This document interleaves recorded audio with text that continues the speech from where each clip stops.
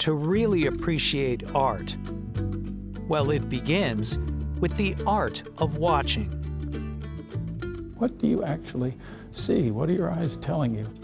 I want all eyes right here on this painting. A big part of what we're interested in doing, and a number of our educators have really pioneered this in some of the courses and tours we give, is to slow down and say, we're just going to spend a half hour, an hour on this one painting. What do you see? Yes, you in the back. And whether a work of art seems realistic or appears magical, is puzzling or provocative, a certain painting or object just speaks to us. All of us have a sense of personal identity, whether it's our cultural background or our family. Many people come here to find mirrors of where they came from. But on another level, great works of art operate on a plane much beyond that. They're universal. Here in New Haven, at the Yale University Art Gallery, the entire universe is pretty much open to you. The nation's very first art museum is always free and accessible to everyone. Since you can come back and forth as often and for as short or as long as you like, you can stop in front of 2 works or 3 or 5 and just lose yourself. Founded in 1832, when patriot artist John Trumbull donated more than 100 works, the museum is now housed in 3 architecturally unique, interconnected buildings, thanks to a recently completed, multi-year, $135 million makeover and expansion. A great blessing for the gallery is that we were at last able to, in a sense, recapture 3 of the most important buildings that represent the gallery's entire life. All 3 of those buildings, which in themselves are great artworks of architecture, each representing a crucial period of cultural development in America.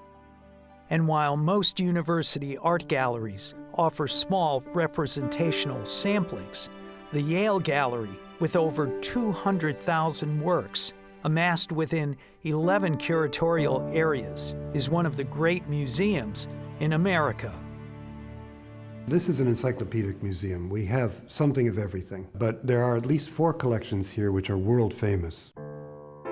Those include our early Italian paintings, our American paintings and decorative arts, our 20th century collection, which is perhaps rivaled only by the Museum of Modern Art in New York, and our Indo-Pacific collections. A visitor here, for example, might be surprised to see possibly Van Gogh's greatest painting, his Night Cafe.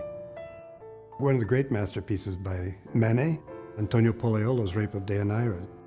In the American collections, the greatest hits of each of the greatest American painters. With a name that's synonymous with great knowledge, research, and teaching, the Yale Gallery's mission is deeply focused on opportunities for unique learning and growth. Everything we do involves students.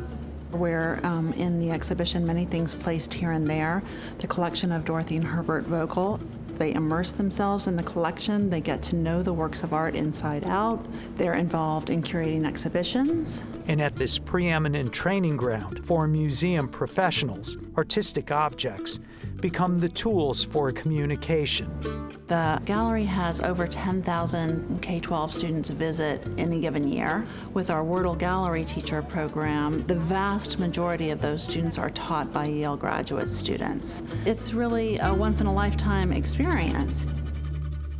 What is this very self-confident black woman doing here? She's turned away from her easel, and yet she's been painting her own self-portrait, but it's a paint-by-the-numbers painting. Under the leadership of director Jock Reynolds, today's groundbreaking artists also become part of the gallery's active educational mission. Another thing we do is bring living artists to spend time and to do research and work and talk amongst our students. Recently, artist Red Grooms was the focus of a special exhibition of his popular large-scale work. I love the way Red shows ourselves to ourselves. He, in many ways, puts up a mirror.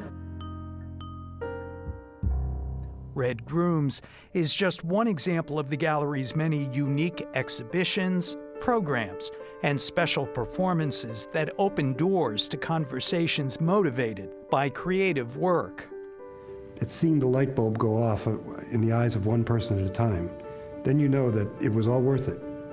In a time when the trends say that speed and quantity of information makes us wiser faster, just maybe slowing down to watch and wonder provides us what we're really searching for. Once you get by the surface, you realize these aren't just mute documents of history. They're living, vital creations. That's what a museum like this is really meant to be sharing with the world. Funding for Connecticut's cultural treasures is provided by CPTV, Connecticut Tourism, the State Historic Preservation Office of the DECD, Melinda and Paul Sullivan, and People's United Bank, what know-how can do.